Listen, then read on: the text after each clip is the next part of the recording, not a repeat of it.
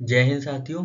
इस वीडियो में हम लोग यूपी पुलिस के एग्ज़ाम जो कि 23 अगस्त को हुआ था उसकी दूसरी पाली यानी सेकेंड शिफ्ट में जो भी जीके के या करंट अफेयर्स के क्वेश्चन आए हैं, जीके जीएस या करंट अफेयर्स के क्वेश्चन आए हैं, उनको डिस्कस करेंगे। ठीक है, तो पहले शुरू करते हैं यहाँ से ही।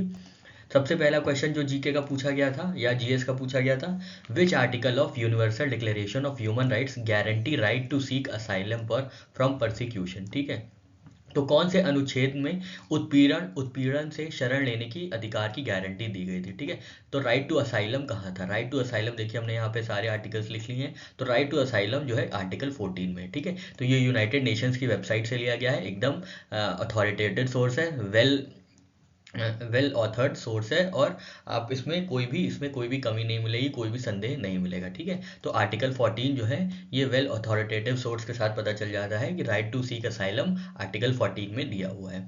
नेक्स्ट आपसे पूछा गया था एनपीए का फुल फॉर्म, ये तो बहुत आसान है, नॉन परफॉर्मिंग एसेट्स।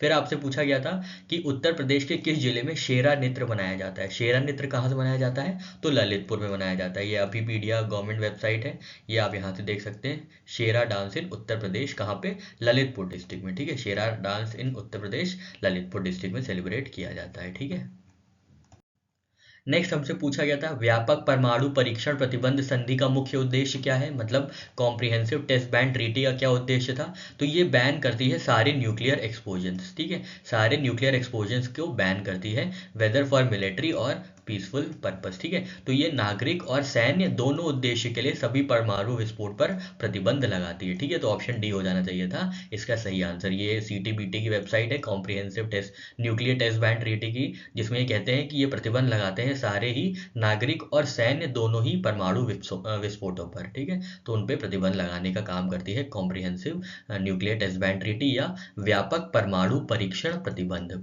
ठीक है, नेक्स्ट है अर्जुन पुरस्कार किस क्षेत्र में उपलब्धियों में दिया जाता है, तो अर्जुन पुरस्कार खेल में दिया जाता है। ठीक है, ये देखिए स्पोर्ट्स पर्सन लिखा है, sports person received Arjun awards. ठीक है, तो मतलब खेल की फील्ड में, खेल के क्षेत्र में ये दिया जाता है अर्जुन अवार्ड। ठीक है, ये इंडिया टुडे की न्यूज़ है, एकदम वेल वेरीफाइड न्यूज़ है। ठीक है, नेक्स्ट है उत्तर प्रदेश, अरे सॉरी, नेक्स्ट है हमारी निम्नलिखित में से किस जीव को जल प्रदूषण का जैव संकेतक माना जाता है। जल प्रदूषण मतलब वाटर पोल्यूशन, जैव संकेतक मतलब बायो इंडिकेटर। ठीक है, तो किस जीव को जल प्रदूषण का जैव संकेतक माना जाता है। ठीक है, तो फ्रॉग को माना जाता है ये। ठीक है, ये देखिए ये एक वेबसाइट है facts.org नाम से, तो जो फ्रॉग्स को बताता है as bio indicators of water pollution. ठीक है, वाटर पोल्यूशन के बायो इंडिकेटर्स का काम कौन करते हैं, जैव संकेतक कौन है जल प्रदूषण के, तो वो है मेढक। ठीक है, मेढक है, ये भी एकदम फुल प्रूफ वेबसाइट है, तो बिल्कुल परेशान होने वाली बात नहीं है।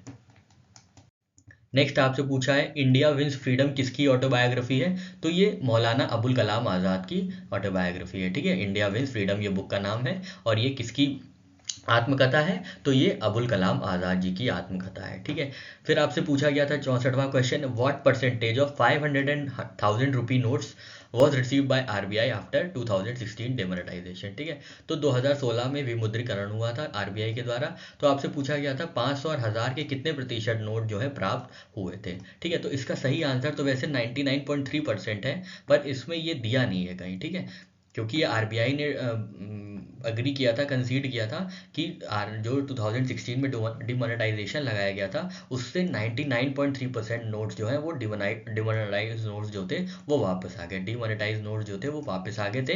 कौन से प्रतिशत में, तो 99.3% में। अब यहाँ पे तो नहीं है, तो अब देख लीजिए क्या मानते हैं, जो भी आयोग माने या जो भी अथॉरिटीज़ माने वही माना जाएगा, है ना।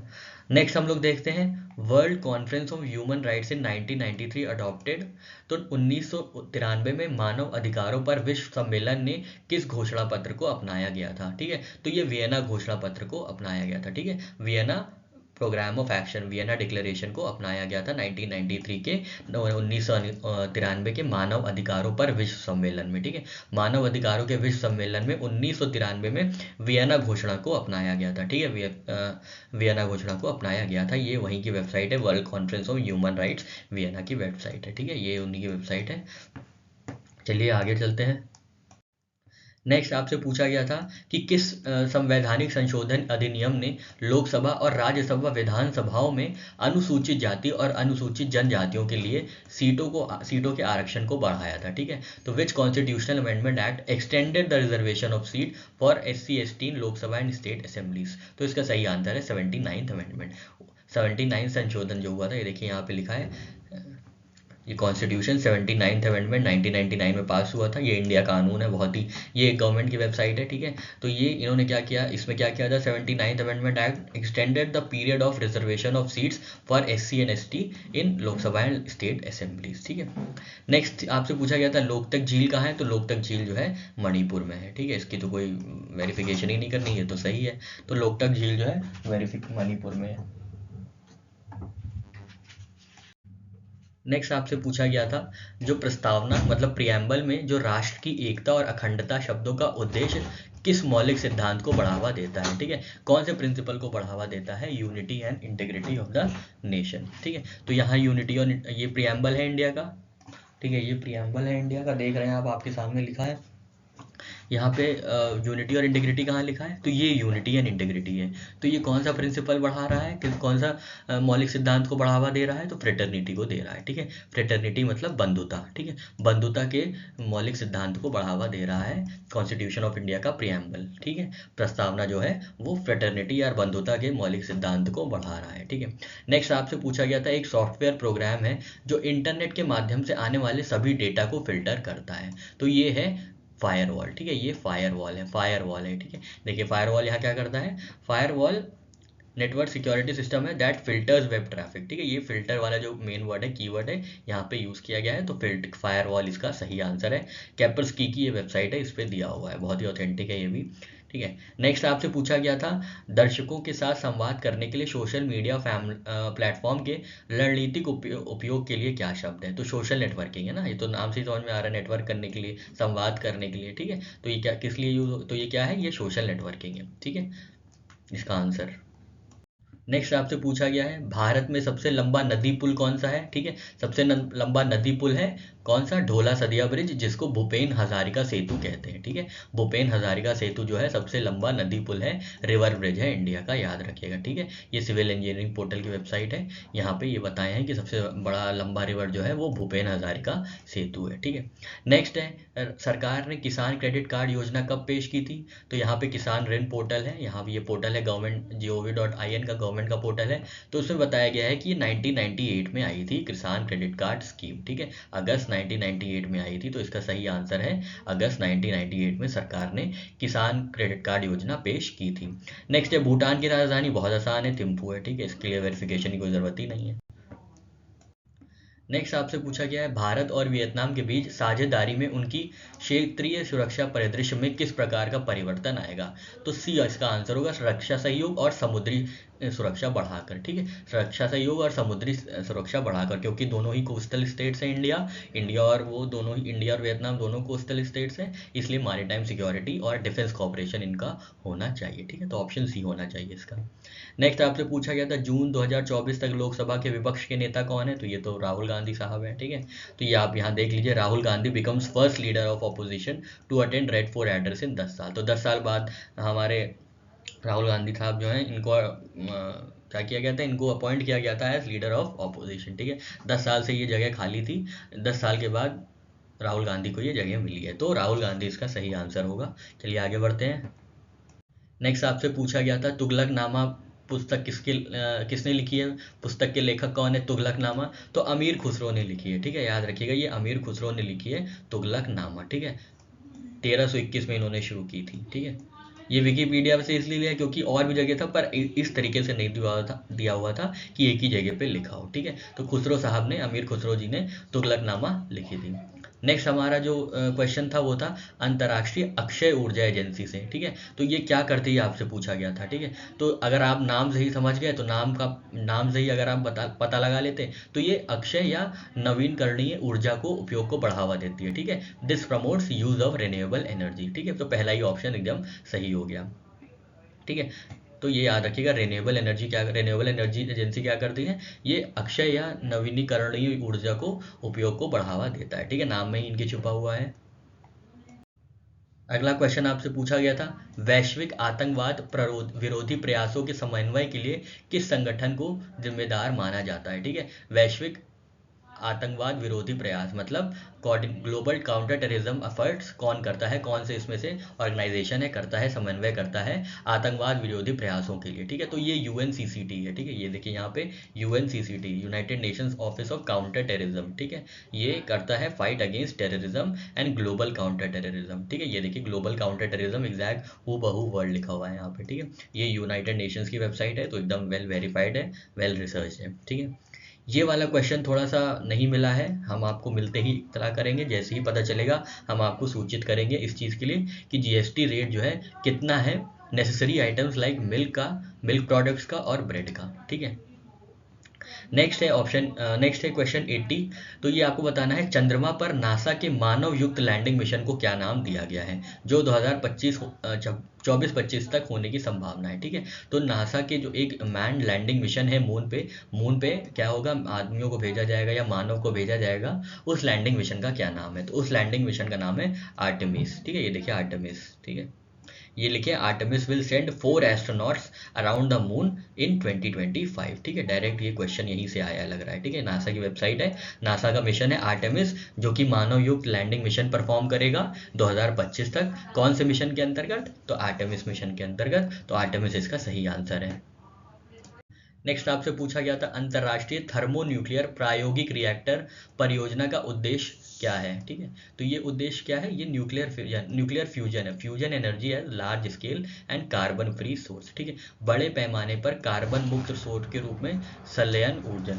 ठीक है, संलयन ऊर्जन करना। ठीक है, तो ये यहाँ पे लिखा हुआ है fusion experiment, largest fusion experiment perform कर रही है ITER। ठीक है, नेक्स्ट सेट ऑफ क्वेश्चंस देखते हैं। तो हमसे पूछा गया था क्वेश्चन नंबर 82 में 14 सितंबर को किस रूप में मनाया जाता है। ठीक है, 14 सितंबर को किस रूप में मनाया जाता है, तो 14 सितंबर को देखिए हिंदी दिवस के रूप में मनाया जाता है, राष्ट्रीय हिंदी दिवस के रूप में 14 सितंबर को मनाया जाता है, तो इसका सही आंसर होगा हिंदी दिवस, राष्ट्रीय हिंदी दिवस। ठीक है, भारतमाला परियोजना किससे संबंधित है। ठीक है, आपसे पूछा गया था भारतमाला परियोजना किससे संबंधित है, तो ये रोडवेज से संबंधित है। ये देखिए नेशनल पोर्टल ऑफ इंडिया है, गवर्नमेंट की वेबसाइट है। इसमें क्या होता है, हाईवे सेक्टर के लिए है। ठीक है, हाईवे सेक्टर क्या मतलब है, रोडवेज के लिए। ठीक है, रोडवेज के लिए। नेक्स्ट आपसे पूछा गया था 84 नंबर क्वेश्चन, निम्नलिखित में कौन सा त्यौहार भारत में प्रकाश का त्यौहार मनाया जाता है। प्रकाश का त्यौहार तो जानते हैं, प्रभु श्री राम लौटे थे अयोध्या रावण का वध करके, दिवाली। हाँ, मजा आ जाता है, दिवाली सबसे बेहतरीन हमको अगर कोई त्यौहार लगता है ना तो दिवाली लगता है। होली भी अच्छा है, पर होली में थोड़ा रंग वंग लग जाता है, पर दिवाली इतना सुकून भरा त्यौहार है ना साथियों, कि मजा आ जाता है दिवाली में। ठीक है, दीप चारों तरफ, दीपोत्सव, गंगा दिवाली, इतना सही चीज़ें रहती हैं सब, चारों तरफ एकदम खुशियाँ हैं, चारों तरफ रोशनी है। सबसे बड़ी चीज़ है रोशनी कितनी हो जाती है उस दिन में भी, और बाहर तो होती ही है। ठीक है, नेक्स्ट आपसे पूछा गया था भारतीय जीएसटी में निम्नलिखित में किस प्रकार का कर प्रस्तुत किया जाता है। ठीक है, तो जीएसटी में कौन सा टैक्स है, आपसे ये पूछा जाता है। तो जीएसटी का फुल फॉर्म क्या है, गुड्स, है ना, गुड्स और सर्विसेज टैक्स। ठीक है, सर्विसेज टैक्स। ठीक है, तो ये देखिए सर्विस टैक्स यहाँ पे लिखा हुआ है, तो इसका सही आंसर सर्विसेज टैक्स है। नेक्स्ट है निम्नलिखित में किसने पहली बार बुनियादी शिक्षा का विचार प्रतिपादित किया था। ठीक है, first propounded the idea of basic education. तो बेसिक एजुकेशन जो है गांधी जी ने पहली बार बताया था कि बेसिक एजुकेशन प्रोवाइड करनी चाहिए, जो कि वैल्यू एजुकेशन होगी। ठीक है, तो इसका सही आंसर होगा महात्मा गांधी जी ने। नेक्स्ट है आपसे पूछा गया था भारत में 2020-2021 में कौन सा राज्य मसालों का प्रमुख उत्पादक था। ठीक है, तो ये जो है स्पाइसेस बोर्ड ऑफ इंडिया की PDF से एक फोटो ली गई है, जिसमें मध्य प्रदेश जो है 2020-21 में सबसे ज़्यादा प्रोडक्शन करने वाला राज्य बना था। ठीक है, सबसे ज़्यादा मसालों का उत्पादन करने वाला राज्य कौन सा बना था, तो मध्य प्रदेश बना था। इसका सही आंसर है मध्य प्रदेश। ठीक है, दूसरे नंबर पे था राजस्थान। ठीक है, ये स्पाइसेस बोर्ड ऑफ इंडिया की PDF है, आप खुद भी जाके एक्सेस कर सकते हैं, देख सकते हैं, वहाँ से हमने ये पिक्चर को स्नाइप किया है। ठीक है, तो मध्य प्रदेश जो था लीडिंग प्रोड्यूसर ऑफ स्पाइसेस, प्रमुख उत्पादक था मसालों का। ठीक है, मसालों का प्रोडक्शन ऑफ स्पाइसेस। ठीक है, नेक्स्ट आपसे अवार्ड पूछा गया था प्रथम life time disturbing the peace award किसको मिला था, तो ये मिला था सलमान रश्दी को। ठीक है, ये मिंट की न्यूज़ है, Salman Rushdie receives first ever life time disturbing the peace award. ठीक है, life time disturbing the peace award जो है ये इसकी रेसिपिएंट कौन थे? इसके रेसिपिएंट थे सलमान रश्दी साहब, ठीक है। नेक्स्ट है सबसे कम लिंग अनुपात वाला भारतीय राज्य। तो सेक्स रेशियो जो इंडिया सेंसस की रिपोर्ट है, इंडिया सेंसस 2011 वाला सेंसस है, उसके अनुसार जो हरियाणा है वो सबसे ज़्यादा लोवेस्ट सेक्स रेशियो है हरियाणा का, ठीक है। इंडिया का सबसे कम लिंग अनुपात वाला भारतीय राज्य कौन सा है? तो हरियाणा है वो, ठीक है। ये देखिए हरियाणा है, यहाँ पे इंडिया सेंसस जो रिपोर्ट है, ये जो वेबसाइट है उसमें बताया गया है। नेक्स्ट आपसे पूछा गया था कि जनसंख्या का घनत्व है, जनसंख्या का घनत्व क्या होता है? तो संख्या अपॉन स्पेस, ठीक है, संख्या अपॉन स्पेस। पॉपुलेशन डेंसिटी क्या होती है? Number of people in specific area, मतलब स्पेस, ठीक है। तो ये होती है पॉपुलेशन डेंसिटी, वर्ल्ड एटलस में आपको मिल जाएगी। ये पॉपुलेशन डेंसिटी होती है नंबर अपॉन स्पेस, ठीक है। नेक्स्ट आपसे पूछा गया था 91 नंबर क्वेश्चन में, बायोमेट्रिक प्रौद्योगिकी का एकाकीकरण भारत की आंतरिक सुरक्षा ढांचे को कैसे बढ़ाता है, ठीक है। तो इंटरनल सिक्योरिटी फ्रेमवर्क को बायोमेट्रिक टेक्नोलॉजी कैसे बढ़ाता है, ठीक है। बायोमेट्रिक क्या होता है? आंखों के रेटिना का स्कैन, फिंगरप्रिंट्स, आइरिस स्कैन, ये सारी चीज़ें स्कैन होती हैं। तो क्या होगा इससे पहचान और सत्यापन प्रक्रियाओं में सुधार करके, ठीक है। पहचान हो जाती है रेटिना स्कैन से, फिंगरप्रिंट से, सत्यापन हो जाता है, वेरिफिकेशन हो जाता है, ठीक है। तो बायोमेट्रिक ऐसे काम करेगा। ऑप्शन डी इसका सही आंसर होगा, by improving identification and verification process, ठीक है।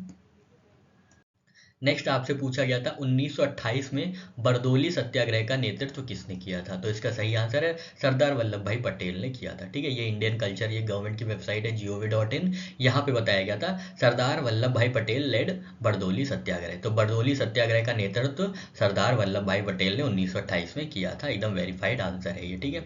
नेक्स्ट आपसे पूछा गया था 93 नंबर क्वेश्चन, 2021 में इंस्टाग्राम को इंटरनेट पर दुनिया भर में सबसे अधिक इस्तेमाल किए जाने वाले सोशल मीडिया प्लेटफॉर्म में कौन सा स्थान दिया गया था, ठीक है। तो ये statista.com है, काफ़ी वेरीफाइड ये भी वेबसाइट है जो कि स्टैट्स कलेक्ट करती है, डेटा कलेक्शन में बहुत ज़्यादा, ये डेटा कलेक्शन का गूगल मान लीजिए एक तरीके से है, ठीक है। तो इंस्टाग्राम जो था जनवरी 2022 में, तो लगभग 2021 में भी चौथे नंबर पे था, ठीक है। चौथे नंबर पे most popular social media platform था, ठीक है। चौथे नंबर पे जो था, तो इसका आंसर होगा चौथा, ठीक है। फोर्थ नंबर पे ये सबसे ज़्यादा most used social media platform था, ठीक है, 2021-22 में चौथे नंबर पे था।